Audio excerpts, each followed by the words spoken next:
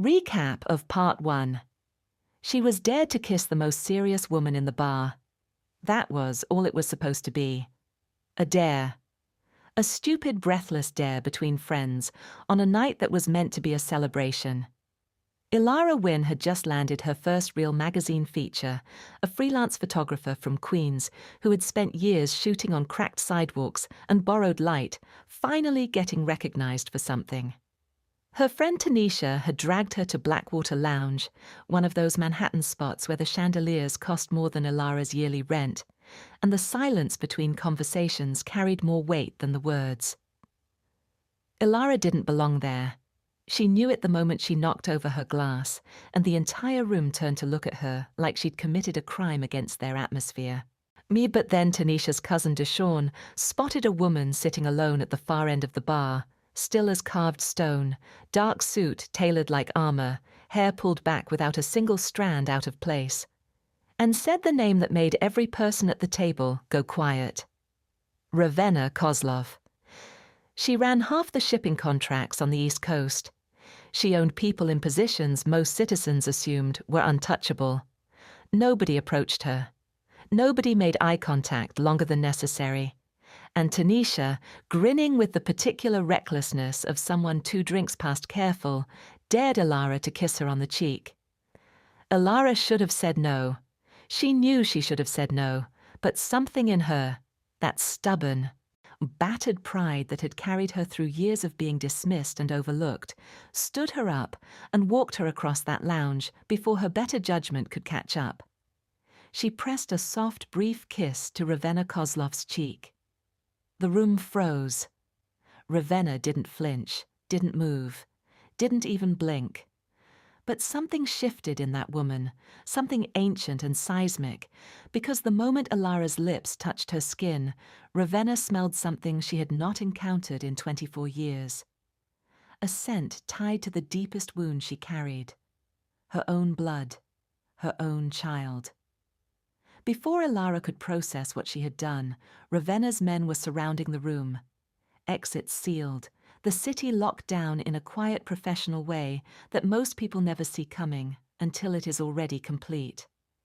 Elara was escorted out, sent home in a car she didn't call, and left with a card slipped under her apartment door, carrying one line in precise handwriting.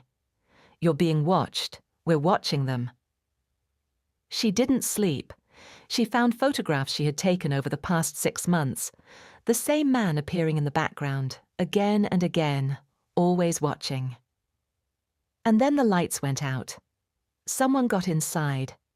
And Elara woke up in a gilded room with bars on the windows, belonging to a man named Silas Crowne, who told her, with the calmness of someone reciting a grocery list, that everything she knew about her life was constructed. That she had been stolen at 6 months old, that the woman she kissed in the bar was her biological mother. Ravenna came through the door with blood on her hands and fury in her eyes. She offered Silas her entire empire in exchange for Elara's safety. He took the offer and walked away.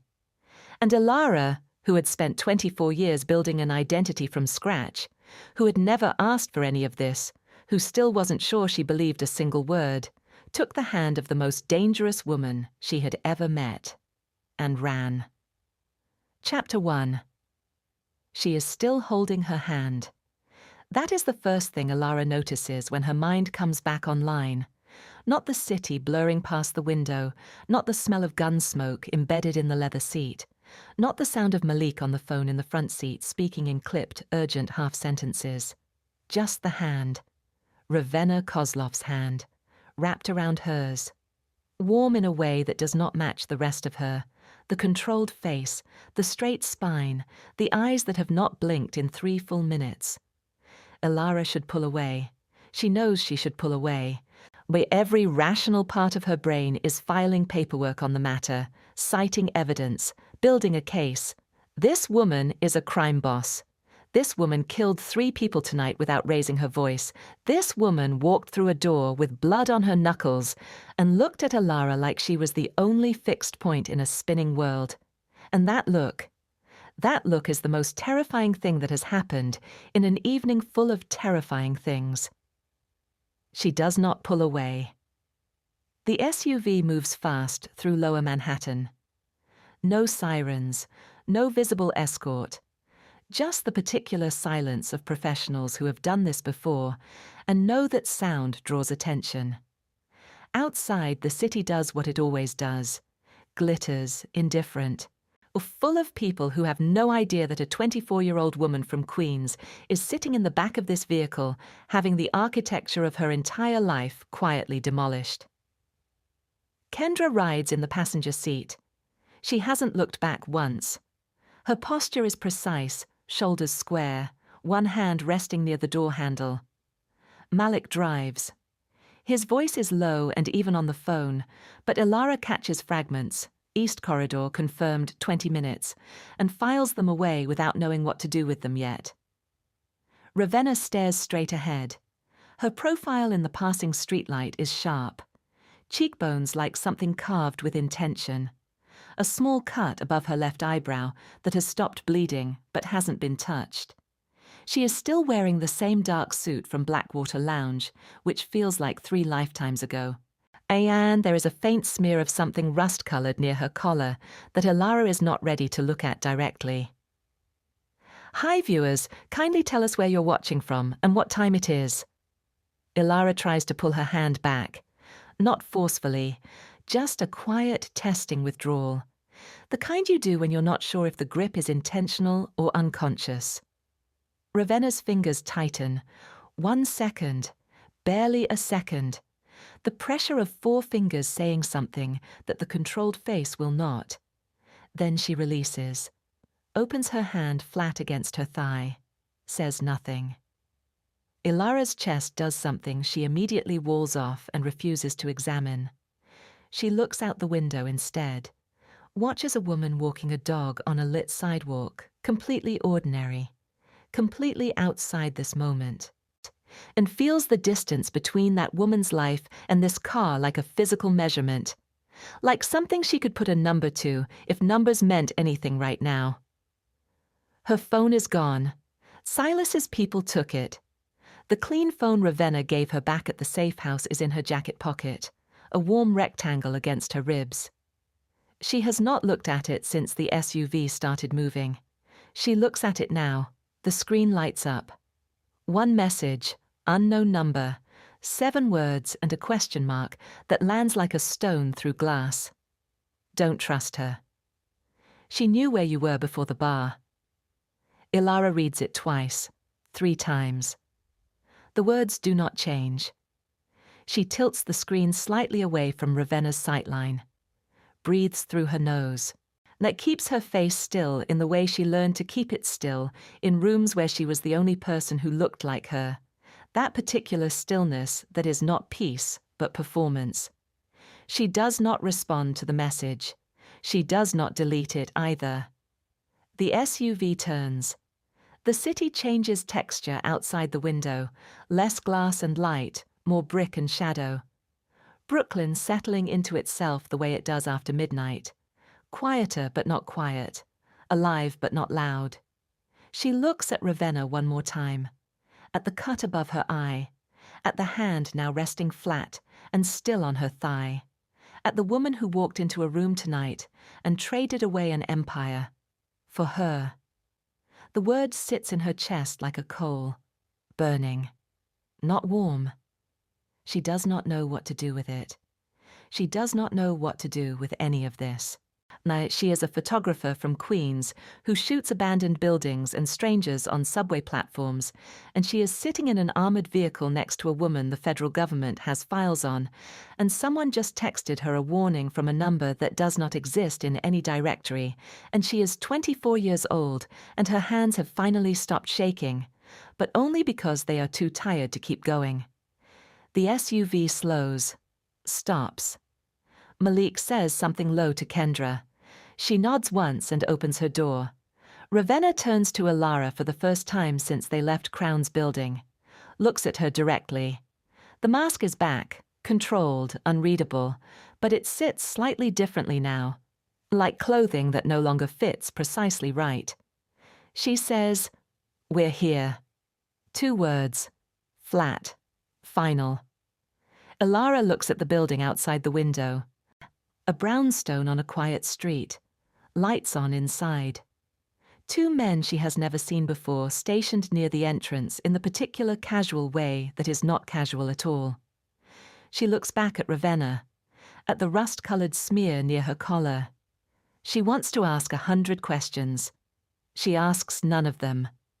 She gets out of the car and does not notice, until she is already on the sidewalk, that her right hand is still warm from where Ravenna held it, and that the unknown number who sent her the warning has the same area code as the clean phone currently pressed against her ribs. Chapter 2. The brownstone smells like someone cooked a real meal in the last hour. That is what hits Elara first when she walks through the door. Garlic, something warm and savoury, the ghost of a kitchen doing its job. It should not matter. It does not matter. And yet her stomach reacts before her brain does. A deep involuntary response from a body that has not eaten since noon and has since been kidnapped, rescued, and relocated across 2 boroughs in the span of one night. The inside of the building is not what she expected. Not a warehouse, not a command centre full of screens and armed men in tactical gear. Just a home. A well-kept, carefully furnished, deliberately ordinary-looking home. Warm lighting, real wood floors, a bookshelf in the hallway with actual books on it, not decorative spines. It is the most unsettling thing she has seen all night. A space designed to feel safe always means someone anticipated you needing safety. Which means someone knew you would be here. Which means the safety was planned before the danger was visible to you. Auntie Elara catalogues this without moving her face. Kendra leads her upstairs. The staircase is solid, no creaks, the kind of building maintenance that is intentional. 2nd floor, 3rd door on the left. The room inside is clean and simple. A bed with good sheets, a window, a chair near the window, a small desk. She crosses to the window immediately, pulls back the edge of the curtain. Bars.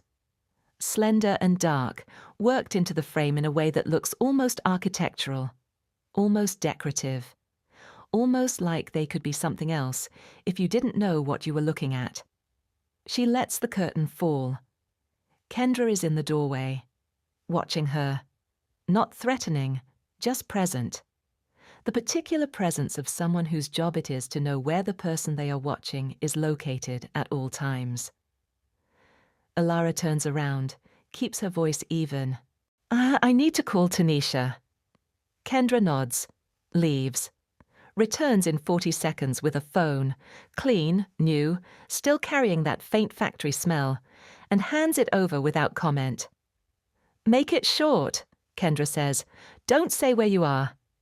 Then she steps back into the hallway and pulls the door almost closed. Almost. Elara looks at the phone, looks at the almost closed door, understands the geometry of both. She dials. Tanisha picks up on the first ring. Her voice is not panicked. It is past panic on the other side of it, in that flat, exhausted place where fear has been running so long it has no more adrenaline left to burn. Elara, just her name, like she needed to hear it said out loud to believe it. I'm okay, Elara says. I'm safe. I can't explain right now. Don't call anyone. I don't go home tonight. Go to your cousin Portia's place. A pause. Elara, what is... Please. One word. Loaded with everything she cannot say on a monitored phone in an almost closed room. Tanisha breathes out. Okay. I'll call you when I can. She hangs up, holds the phone for a moment, then opens the message she received in the SUV and reads it again. Don't trust her. She knew where you were before the bar. She pulls up the number it came from, studies the area code, then looks at the clean phone she is holding, the one Kendra brought. She checks the number, checks the area code, same prefix, same first 6 digits. It could be coincidence. She knows it could be coincidence. Phone numbers come from the same regional pools, and a shared prefix means very little in any technical sense. Now she sits on the edge of the bed and stares at the wall and reminds herself, very carefully, that she is a 24-year-old woman who has been drugged, relocated, rescued, and handed 2 phones in the same night by people with competing agendas. She does not sleep. She sits in the chair by the barred window until the sky outside begins to shift from black to the particular dark blue that comes just before morning, decides to commit, and she turns the unknown text over and over in her mind like a stone she cannot put down and cannot identify. And when footsteps sound in the hallway outside her door, slow, deliberate, the particular weight of someone who does not pace but moves with purpose even at 4 a.m, she does not call out, she just listens and counts. 14 steps. Then silence. Then the faint, the distant sound of a cabinet opening and the soft click of a coffee maker beginning its work in a kitchen 1 floor below. Someone else in this house did not sleep either. Chapter 3. Ravenna is already at the kitchen table when Elara comes downstairs. No suit jacket, sleeves rolled to the forearms, a coffee mug beside her right hand that has been there long enough to go cold. She hasn't touched it. The cut above her eyebrow has dried dark. Her hair is still pulled back, but not precisely, a few strands loose at the temple, in a way that probably no one in her professional life has ever seen. She does not look up when Elara enters. She is reading something, a printed document, pages spread across the table, and her eyes move with the same controlled efficiency she brings to every other visible action.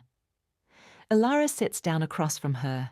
Nay does not wait to be invited, does not say good morning. The kitchen smells like coffee and something older, the particular smell of a house that has held many difficult conversations and absorbed them into its walls. Silence. Ravenna continues reading. Elara looks at the cold coffee and the loose strands of hair and the cut above the eye and says nothing. She is learning this woman the way she learned every difficult subject she ever photographed. By watching without intrusion until the subject forgets they are being seen and reveals something true. 40 seconds pass. 45. Then Ravenna sets the document face down on the table and looks up. Her eyes in natural light are not what they were under Blackwater's chandeliers. Not colder, not warmer, just more complex, more layered. The eyes of someone who has been several different people across one lifetime and carries all of them simultaneously. Elara holds her gaze, then says, "Show me the birthmark photo again." Not a request, not a question. A demand from a woman who has decided that if this conversation is going to happen, it will happen on terms she participates in shaping. Ravenna reaches into the inside pocket of her jacket, draped over the chair beside her, and produces a photograph, slides it across the table without drama, without comment. Elara picks it up, an infant, tiny, wrapped in a white hospital blanket with a faded blue stripe at the edge. The image is slightly grainy, taken in low light, or aged, or both. On the infant's left shoulder, visible where the blanket has slipped, is a mark. Small, crescent-shaped, precisely shaped. The kind of birthmark a dermatologist would classify and a mother would memorize. Elara's right hand moves to her own left shoulder. Through the fabric of her shirt, presses gently. She sets the photograph back on the table, looks at Ravenna. "If you're really my mother," her voice holds. She made it hold. "Where were you when I was 7 years old and I had no winter coat? Where were you when my foster placement fell through at 9 and I slept in a group home for 4 months? Where were you for any of it?" The words come out level, not broken, not screamed. That is the most devastating way to deliver them, and some part of her knows it. Ravenna absorbs the question. She does not flinch, and she does not deflect, and she does not reach for the cold coffee as a prop to buy time. She sits with it the way someone sits with a weight they have been expecting to carry and have not stopped dreading. Grieving children, I was told, were dead. Quiet. Absolute. No performance in it. The kitchen holds the words. Elara's jaw tightens. Her throat moves. She looks down at the photograph again and then away from it, at the window, at the cold morning light coming through the glass, at anything that is not the face of this woman who just said the most devastating sentence Elara has ever heard, spoken without any visible attempt to make it land softly. "Silas told me you'd use me," she says finally, "that we were tools to you, leverage." "Silas told you what made his position survivable," Ravenna says. Same quietness, same absence of theatre. "How do I know which version is true?" Ravenna looks at her for a long moment. Then, "You don't. Not yet." That's an honest answer. I could give you a different one, but it wouldn't be honest. Elara stares at her. Something shifts, small, involuntary, a hairline fracture in the wall she has been building since she woke up in Crowne's gilded room. Not forgiveness, not belief. Something smaller and more dangerous than both of those things. She picks up the cold coffee mug and wraps both hands around it. It gives her something to hold. "My father," she says. "What happened to him?" The change in Ravenna is not dramatic. It does not announce itself. But Elara has spent her career learning how human faces carry information they have not consented to release. And she sees it. The jaw, the slight shift of the eyes to the left, the way the hands that were relaxed on the table surface become still in a different way. Not the stillness of control, the stillness of containment. That, Ravenna says carefully, is a longer conversation. And the way she says it, measured, weighted, the particular tone of someone rationing a truth they are not sure the recipient is ready to carry, tells Elara everything and nothing at once. Before she can push further, Malik appears in the kitchen doorway. He speaks low and fast in Russian. His eyes cut briefly to Elara and then away. Ravenna responds in English, a redirect, a signal for him to hold. But Elara catches it. 2 words from Malik's sentence before Ravenna shut it down. Otets, father, Živ, alive. She keeps her face still, keeps her hands wrapped around the cold coffee mug, keeps her eyes on the window and the pale morning light and the ordinary miracle of a city that just keeps going regardless of what breaks inside the buildings it contains. She does not show what she heard. She does not show what she knows. And in the chair across the table, Ravenna watches her with the particular attention of a woman who has survived decades of reading rooms and wonders, for the first time, whether this daughter she just found is better at this than she expected. Chapter 4. The tablet is on the desk when Elara goes back upstairs. She sees it immediately. It was not there when Kendra showed her the room. It has appeared in the 40 minutes she spent in the kitchen, which means someone came in while she was downstairs and placed it there, which means it was placed deliberately, which means she is meant to find it. She picks it up, unlocked, screen already on.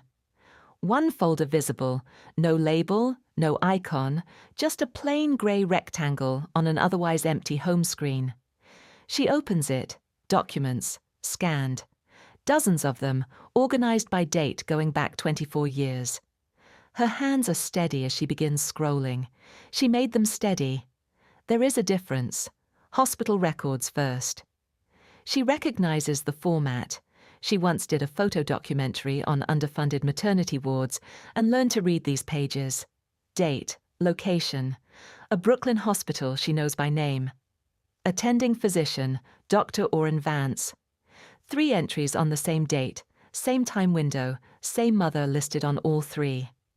Kozlov, R. 3 infants, 3 physical descriptions.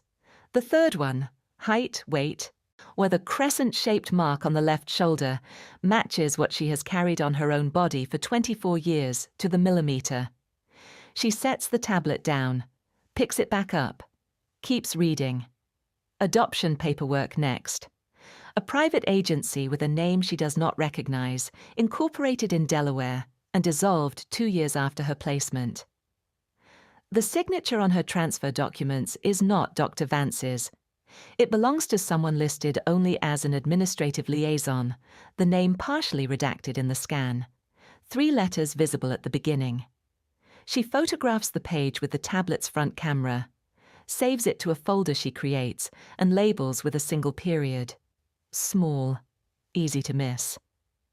Then, the private investigator's report. It is long. She scrolls through years of it, dead ends listed in the flat.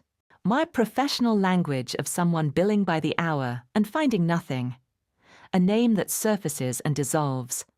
A record that was there and then wasn't. An adoption agency that was real until it wasn't. And then, 6 months ago, the entries change. The handwriting in the margins changes. It is no longer the investigator's typeface. These are handwritten notes added directly to the scanned pages. Precise, controlled. She would recognize this handwriting now, even if she had only seen it once, on a card slid under a door. Queens, confirmed address, active. Photography work, freelance, struggling. Living alone. Foster family no longer in contact. No known connections to organized crime. No awareness of origin. She reads the next line twice. Found her. Do not move. She is already being watched by an outside party. Moving now exposes her. Elara sits very still. 6 months ago. Ravenna found her 6 months ago and did not come. Did not reach out. Did not send Kendra with a card or a warning or a clean phone. She waited. She breathes. In through the nose. Out slow. A tool does not require 6 months of careful distance. A tool does not get protected from afar by someone rationing their own access to avoid exposing it. She knows this. She is smart enough to know this, and honest enough with herself to admit she knows it. She hates that she knows it. She keeps scrolling. At the back of the folder, behind 30 pages of documentation, is a photograph she almost misses. She catches it only because she is thorough. It is a habit from her work, checking every frame before she closes a shoot. A teenage boy, maybe 15, 16. Lean face, serious expression, and the particular look of someone who is always slightly more alert than the situation technically requires. Standing outside what appears to be a university campus entrance, Atlanta, from the architecture and the signage, she can half read at the edge of the frame. She turns the tablet over, as if the back of it will tell her something, then turns it back. Looks at the boy's face. Flips to the next image. Same boy, 2 years later. Older. Same alertness in the eyes. A tech company badge clipped to his jacket, blurred enough that she cannot read the full name. She goes back to the first photograph. Studies the jaw, the shape of the brow, the particular way he holds his shoulders, not tense, just ready.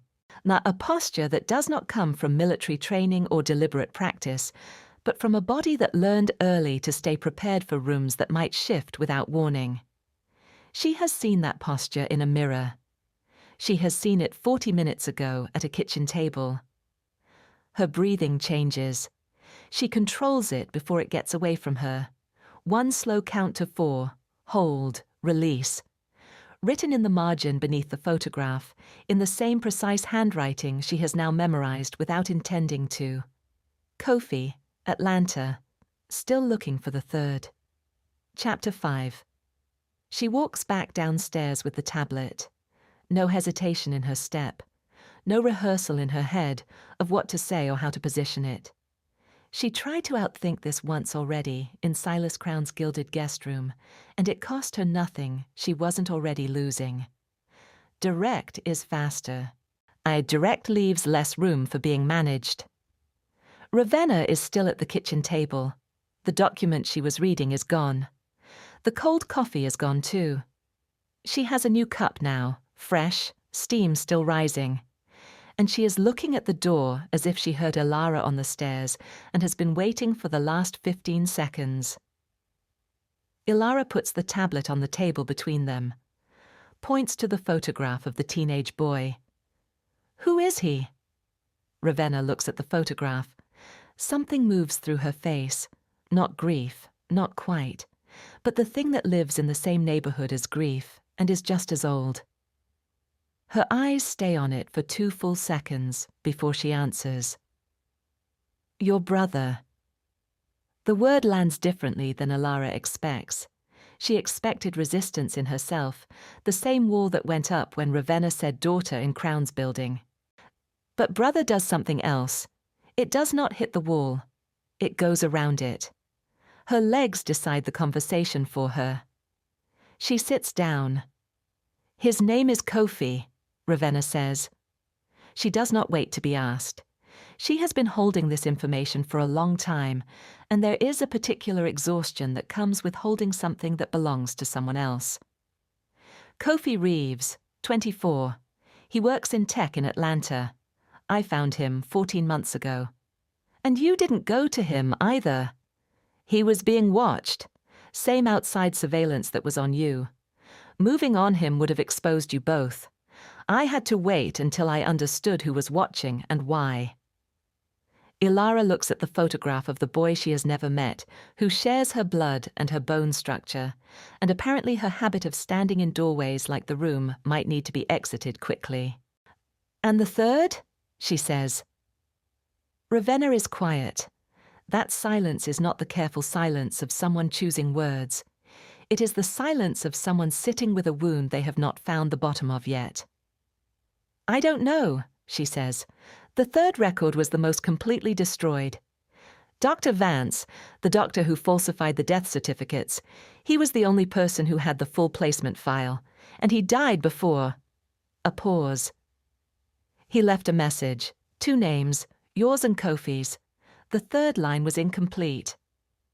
Elara stares at the table, at the photograph, at the steam rising from Ravenna's coffee in a slow, unhurried curl. 3 children taken, 2 found. 1 still somewhere in the world, living a life built on the same constructed foundation Elara has been standing on for 24 years, not yet knowing the floor is paper. She pushes the thought aside, files it, because there is another question, the one she has been sitting on since the kitchen, since the 2 words she caught from Malik's Russian, since she decided she was done being protected from information. My father, she says, is he alive? The table between them feels very wide suddenly. Ravenna puts her coffee cup down, squares it against the edge of a paper on the table. A small, precise movement, the kind a person makes when their hands need a task so the rest of them can hold still. Yes, she says. 1 word. And the weight of it is enormous. Elara's hands flatten against the table.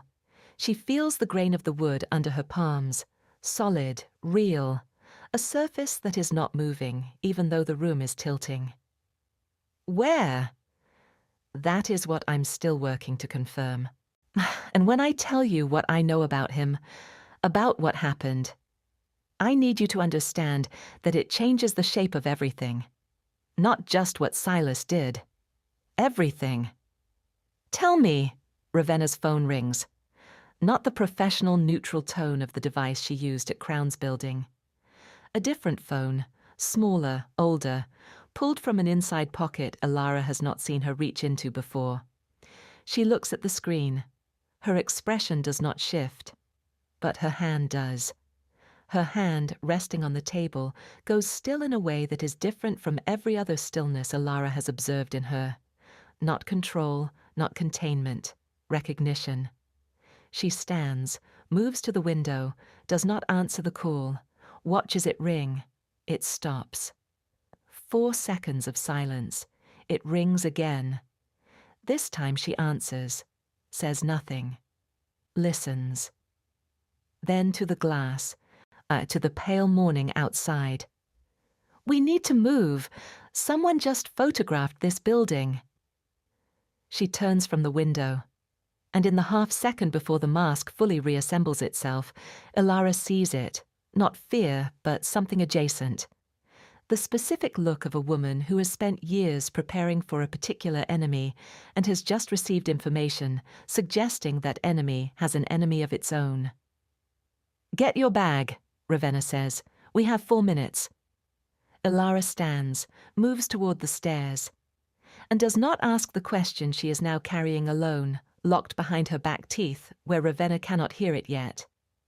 Because she recognized something in the tablet folder that she has not disclosed. A name half visible in a redacted document margin. 3 letters of a longer word she has encountered before. Not from Ravenna. Not from Silas. From a woman who ran a photography collective in Brooklyn 3 years ago.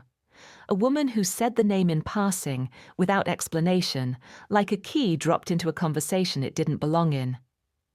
A woman whose office, Elara now realizes, was directly across the street from Elara's apartment building. She grabs the bag. Comes back downstairs in under 2 minutes. 4 people move through the back of the brownstone in silence. And somewhere in the distance, too far to hear, too close to ignore, something is already in motion that is older than Silas Crowne, older than the Kozlov Syndicate, older than the night in a Brooklyn hospital when 3 infants disappeared from a mother's arms. Something that has been waiting for exactly this moment. And it is not waiting anymore. Or which terrifies you more right now, the enemy that took Elara's childhood, or the one that nobody has a name for yet? Drop your answer below. And if you have not shared this story yet, this is the moment. Because Chapter 6 is coming, and what gets revealed there changes everything that came before it. Hit subscribe so you are there when it drops. Chapter 6. The back door hits the wall before it finishes opening. Malik is already through it. Kendra 2 steps behind him.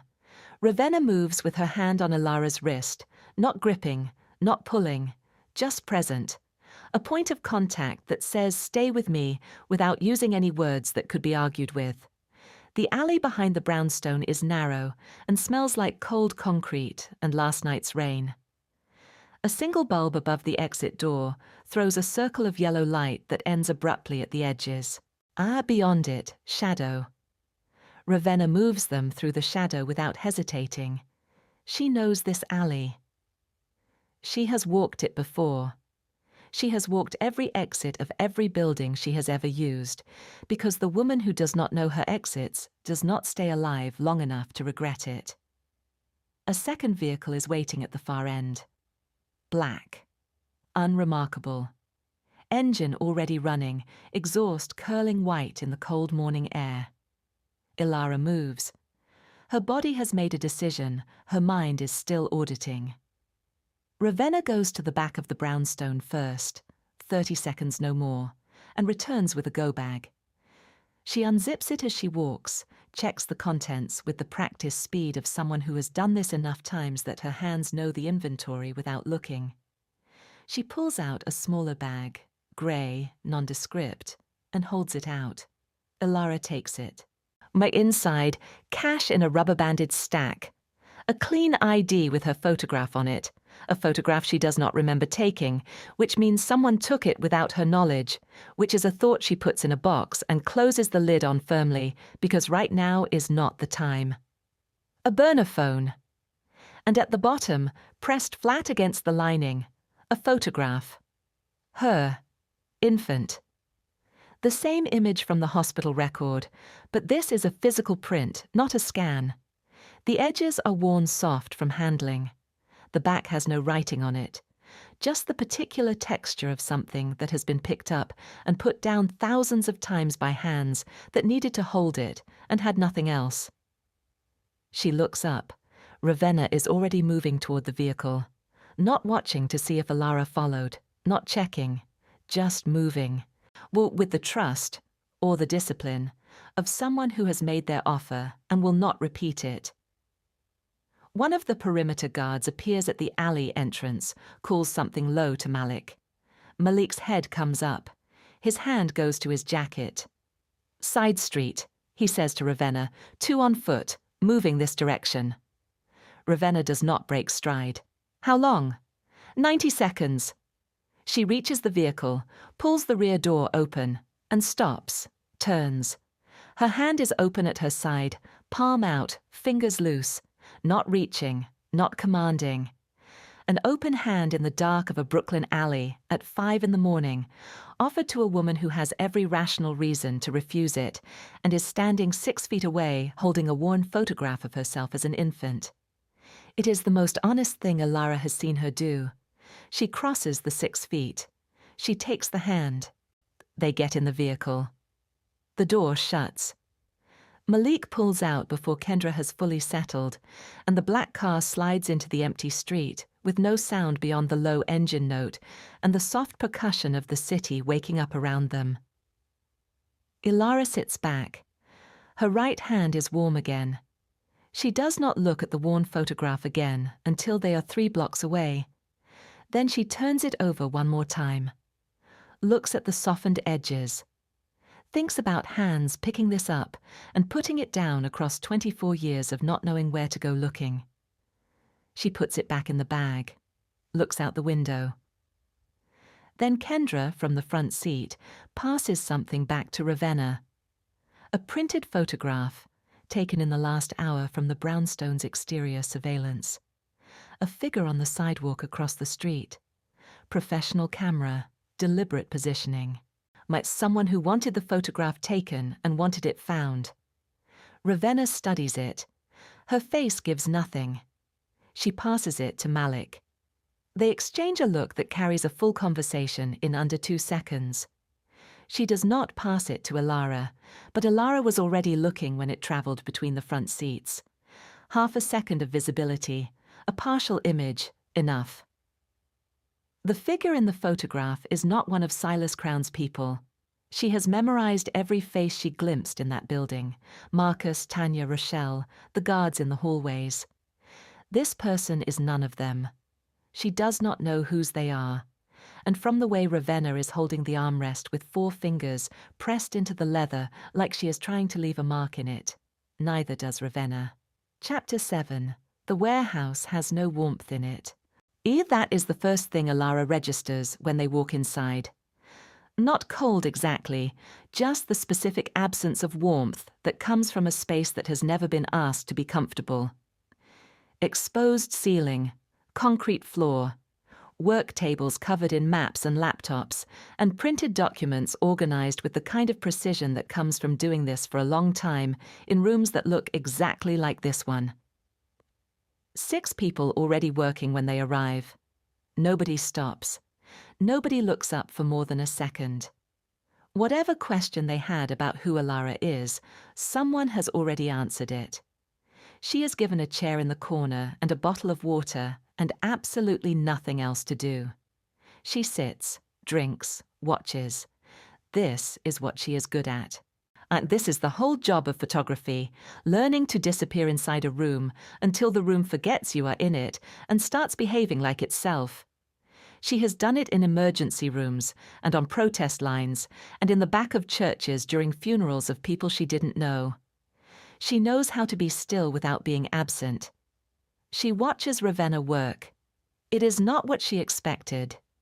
She expected commands, the sharp hierarchical language of someone managing through fear. What she sees instead is something more interesting and more unsettling.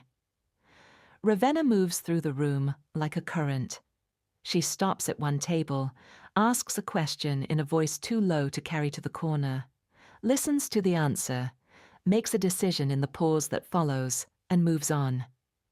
She does not repeat herself, does not raise her voice, does not explain her reasoning. People move differently after she passes. Faster, more precisely. Not from fear, from certainty. She gives them something to be certain about, and they spend it immediately. Malik anticipates her before she reaches him, has the information ready before she asks. They have a shorthand that comes from years of shared close call moments. the kind of communication that gets burned into people who have trusted each other in rooms where the margin for error was zero. Elara watches all of this and does not know what to do with it. It does not match the portrait Silas painted. It does not match the headlines she has half read over the years about the Kozlov Syndicate. It matches something else, something she does not have a clean word for yet. 20 minutes pass, maybe 30. Then Ravenna steps through a door at the far end of the warehouse. Not a dramatic exit. Just a door slightly ajar that she pushes open and moves through, thinking apparently that it has closed behind her. It has not. Elara sees through the gap. A small room, storage mostly, shelving units, boxes, a single overhead light. And on the wall opposite the door, someone has pinned 3 photographs. Small, physical prints. The same infant images she found in the tablet folder, but these are originals, not scans, not copies. The real photographs, the ones taken the night of the birth, with a particular grain and slight overexposure of hospital lighting in the mid-90s. They have been pinned to this wall, meaning someone carried them here, meaning they travel. Ravenna stands in front of them. She does not cry. She does not make a sound. She stands with her hands at her sides and looks at the 3 photographs with the particular stillness of someone who has been coming back to this same moment across 24 years and has learned to carry it vertically. She reaches up, 2 fingers, touches the middle photograph, the one Elara now knows is hers, with the very tips of her fingers. The way you touch something you are afraid of damaging further. She stays like that. Elara counts the seconds without planning to. 1, 2, 3, 4, 5, 6, 7, 8, 9, 10, 11. On 11, Ravenna drops her hand, straightens, turns, finds Elara in the gap of the door. The eye contact is immediate and total, no adjustment period, no performance of recovery. Just 2 people on opposite sides of a doorway, both caught in something they did not plan for. Our Ravenna does not look away, does not apologize for being seen. Elara does not look away, does not apologize for looking. 7 seconds of absolute silence in a warehouse full of people working 20 feet away. Then Elara says quietly from the doorway, "I don't know what to call you yet." The words cost something to say. She can feel the exact price of them as they leave. Ravenna holds her gaze, and in this light, in this room, with the 3 photographs behind her, and the cut above her eyebrow still dark, and the sleeves still rolled, and the jacket still draped somewhere in the main room, she looks like what she is. Not a crime boss, not a warlord, not the ice queen from the bar.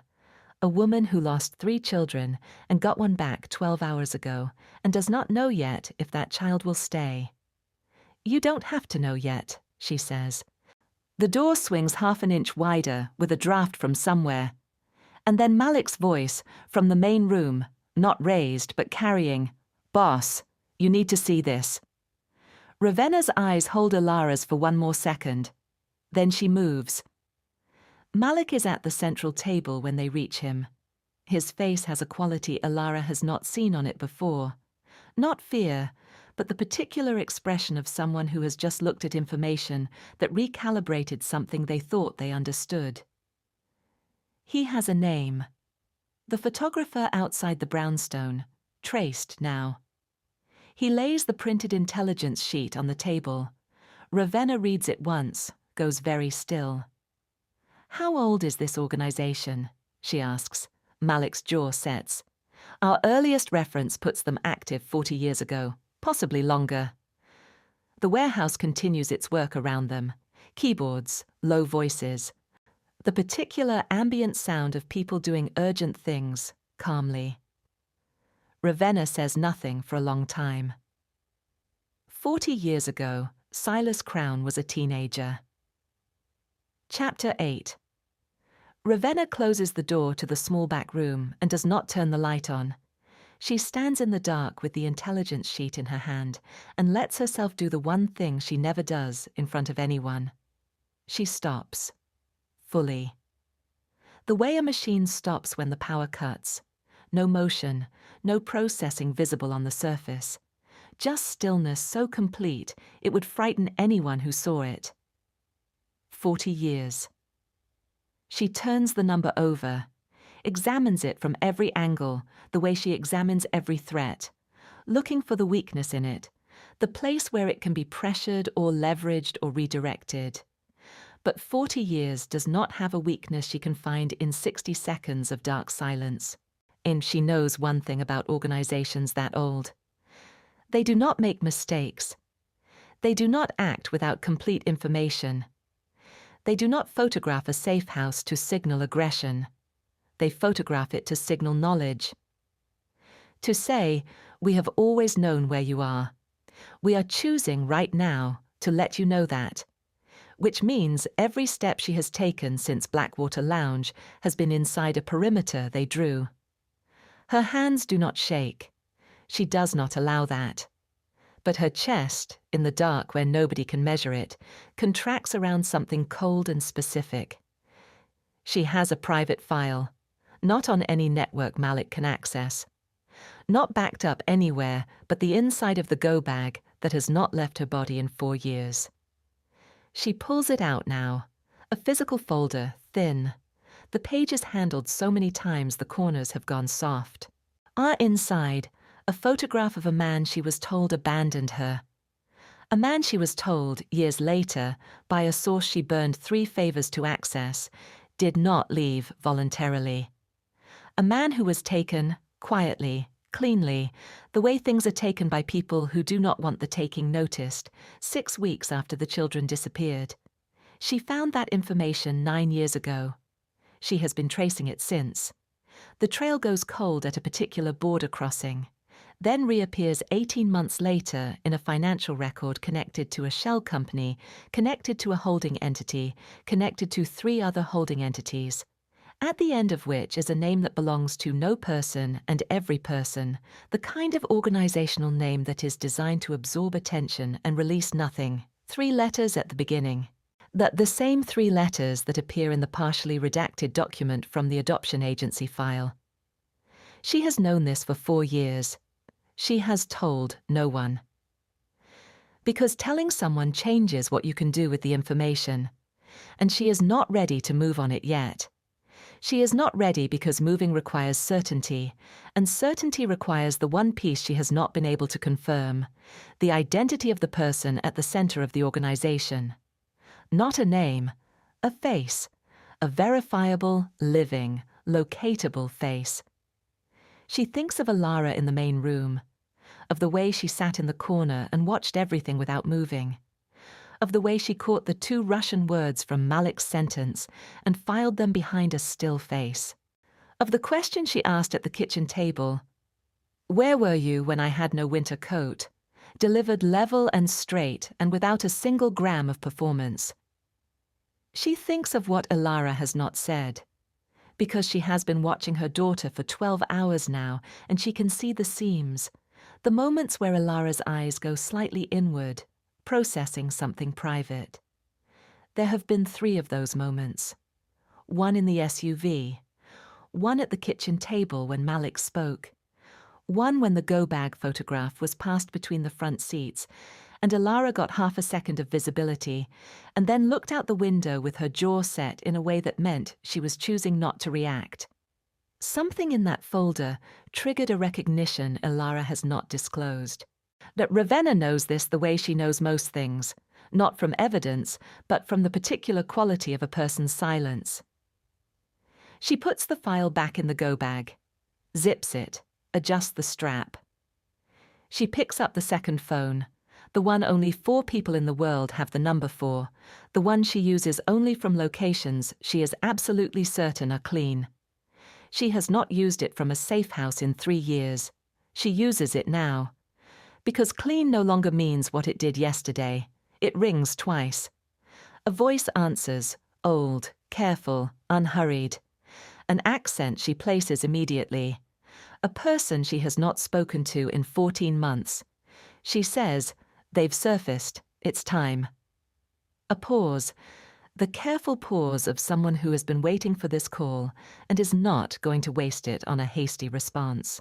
Then, does she know about her father? Ravenna looks at the wall, at the door beyond it, at the warehouse on the other side of the door, where her daughter is sitting in a corner, cataloguing everything she sees. "Not yet," she says. Another pause. Then the voice says something that makes Ravenna close her eyes for exactly 2 seconds.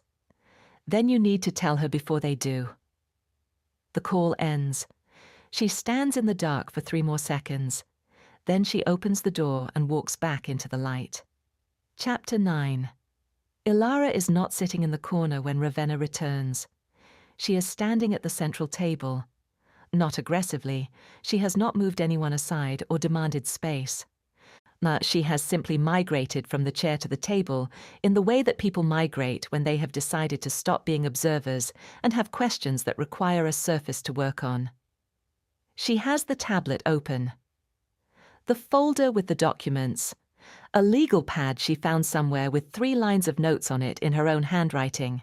Precise, abbreviated, the visual shorthand of someone who thinks in images and translates them into words only when necessary. Ravenna stops. Malik looks between them, says nothing. Steps back by half a step in the way people step back when they recognize that what is about to happen in a room is not for them. Elara looks up. "Silas said someone paid him.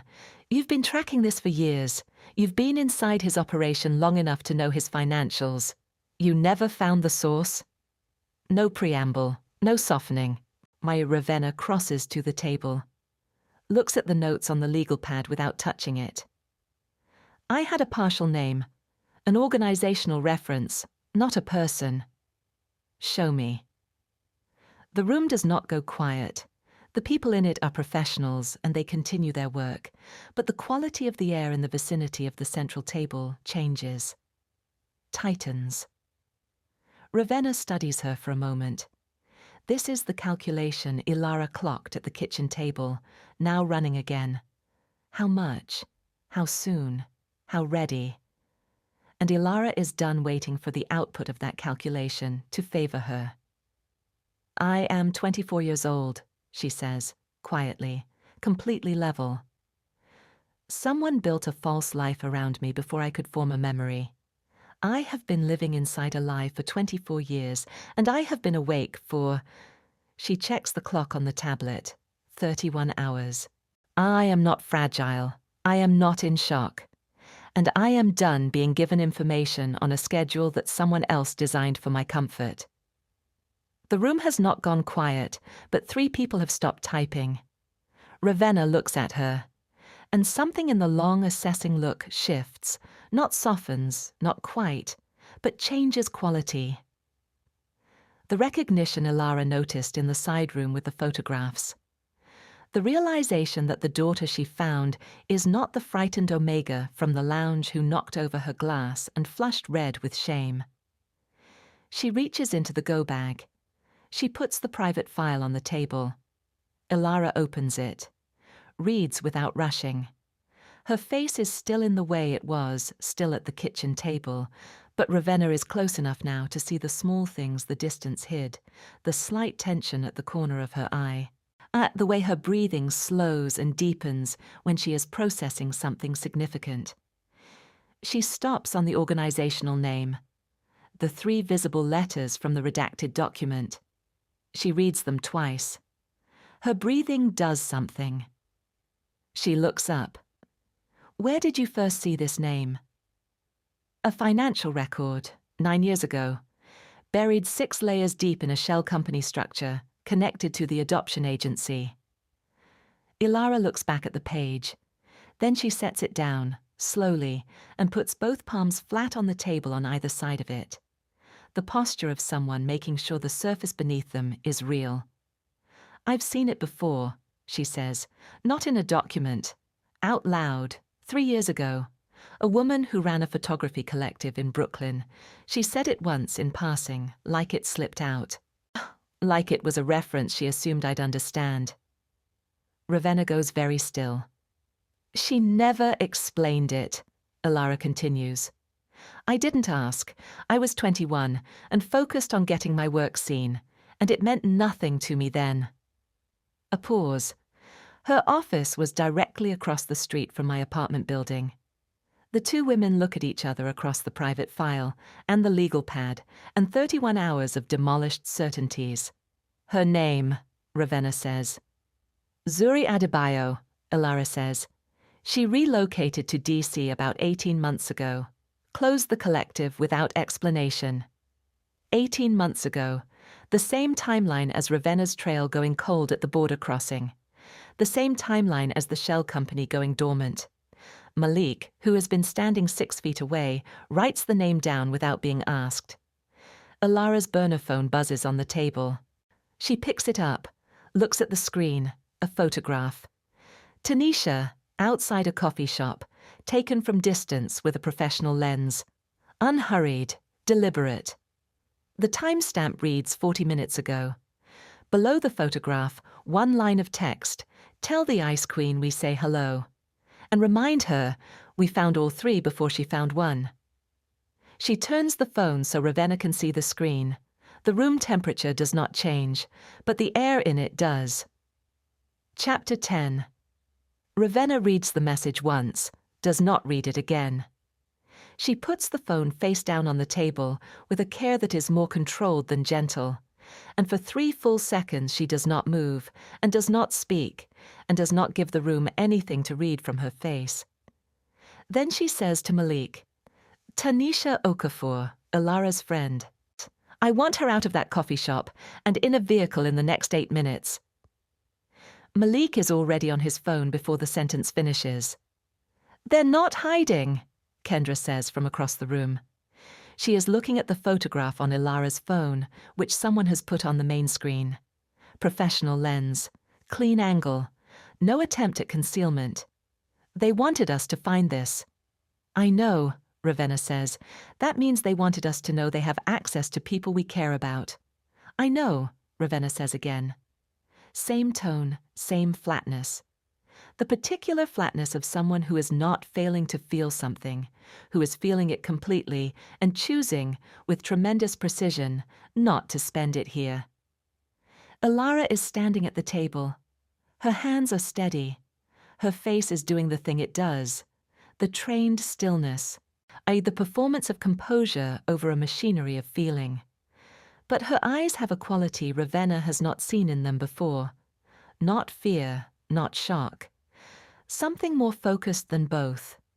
Something that has been building since the kitchen table, and the legal pad, and the name Zuri Adebayo said out loud in a Brooklyn collective 3 years ago. The second message arrives while they are still processing the first. Not to the burner phone. Not to any phone in the room that should be reachable. To Ravenna's private line. The line with 4 people in the world who have the number. The line she used 30 minutes ago from the back room. A video file. 7 seconds. She opens it. The lobby of a building she recognizes in the first frame. An Atlanta mid-rise, glass entrance.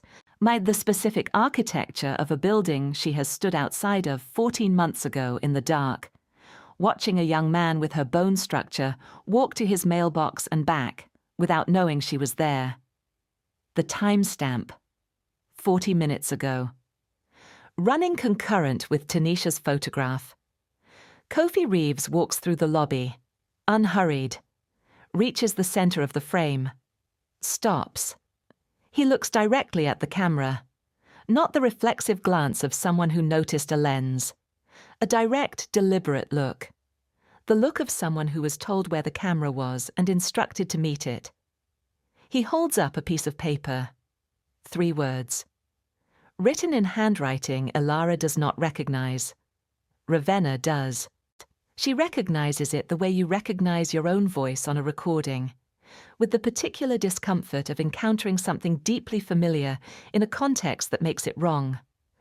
The handwriting is hers, Come find us. The video ends. The warehouse is completely silent for the first time since they arrived. Elara looks at Ravenna. Ravenna is looking at the phone, at the 3 words in her own handwriting that she did not write. You didn't send that. No. Then who wrote in your handwriting? Ravenna sets the phone down, and in the full unguarded second before she assembles her answer, Elara sees it, not fear, not rage, but something that lives beneath both of those. The specific expression of a person who has just understood that the perimeter they thought they were operating inside is not a perimeter at all. That the walls they thought they were pushing against are not walls. They are a room, and someone else built it. Someone who has known me for a very long time, Ravenna says. She picks up the go bag, checks the contents by feel, the way her hands know the inventory without looking.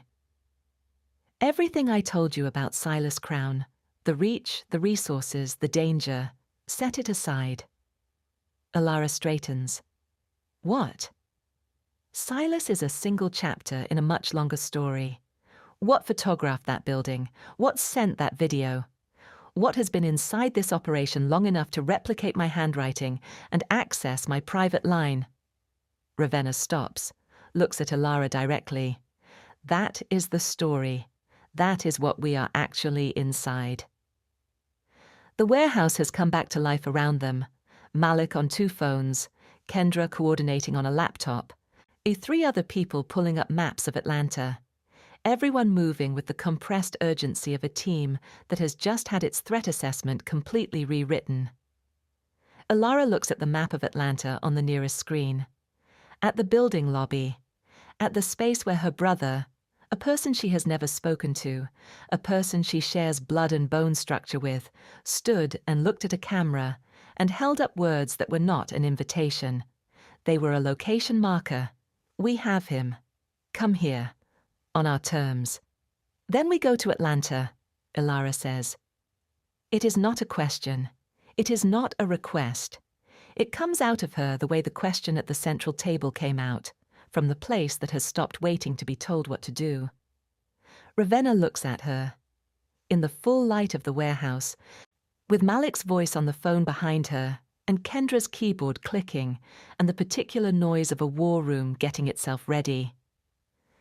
She looks at her daughter the way she has wanted to look at her since a bar in Manhattan when a stolen kiss smelled like 24 years of grief finding its way home. She nods. They move. And in a room with no nameplate on the door, on a floor that does not appear on any building directory, in a city that is not Atlanta and is not New York, a figure sits in front of 4 separate screens. One shows Ravenna's convoy pulling out of the warehouse. One shows the Atlanta building lobby, now empty. One shows Tanisha Okafor being guided into a vehicle by 2 of Ravenna's people.